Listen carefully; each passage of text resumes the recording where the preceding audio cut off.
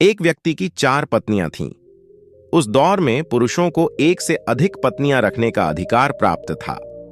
व्यक्ति का जीवन अपनी पत्नियों के साथ अच्छा चल रहा था, लेकिन कुछ समय बाद व्यक्ति शारीरिक परेशानियों से घिर गया और काफी बीमार पड़ गया।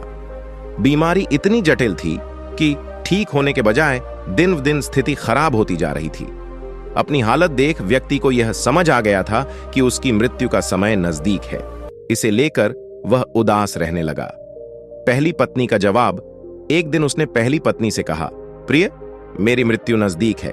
मैं जल्द ही अपने शरीर का त्याग कर संसार से मुक्त हो जाऊंगा, लेकिन मैं अकेले नहीं जाना चाहता हूं। मैंने हमेशा तुमसे प्रेम किया और आज भी करता हूं। क्या तुम मेरे मृत्यु के बाद मेरे साथ चलोगी? यह सुनते ही पत्नी खामोश हो गई और अंत में उसने हिम्मत जुटाते हुए पति से कहा, स्वामी, मैं जानती हूं कि आप मुझसे बहुत प्रेम करते हैं और मैं भी आपसे उतना ही प्रेम करती हूं, लेकिन आपकी मृत्यु के साथ हमारे अलग होने का भी समय आ गया।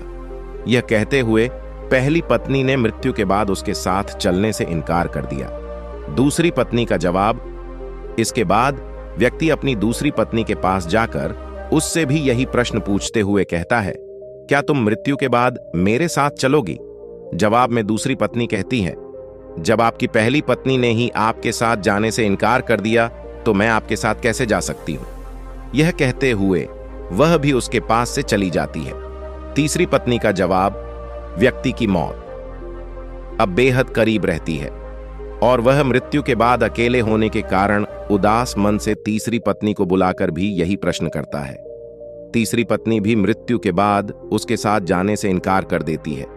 चौथी पत्नी का जवाब: मृत्यु को और करीब पाकर अब व्यक्ति की सारी उम्मीदें खत्म हो चुकी होती हैं और अंत में वह अपनी चौथी पत्नी को बुलाता है और हिम्मत जुटाकर वही प्रश्न पूछता है जो उसने अपनी 3 पत्नियों से पूछे थे। व्यक्ति कहता है, मैं मरने के बाद जहां भी जाऊंगा, क्या तुम भी मेरे साथ वहां चलोगी? तब चौथी पत्नी कहती है, स्वामी, मैं आपके साथ जरूर चलूंगी। आप जहां भी जाएंगे मैं भी आपके साथ चलूंगी और आपका साथ दूंगी, क्योंकि मैं खुद भी आपसे दूर नहीं रह सकती। कहानी को सुनाते हुए गौतम बुद्ध अंत में कहते हैं, हर पुरुष और महिला के पास 4 पत्नियां और 4 पति जरूर होने चाहिए। यह इसलिए क्योंकि उसे भी चौथी बार में हां सुनने को मिले। हालांकि कहानी में बताए 4 पति और पत्नी का तात्पर्य यहां गौतम बुद्ध ने जीवन के पहलू को बताया है। गौतम बुद्ध के अनुसार इस कहानी में पहली पत्नी हमारा शरीर है, जो मृत्यु के बाद हमारे साथ नहीं जा सकती।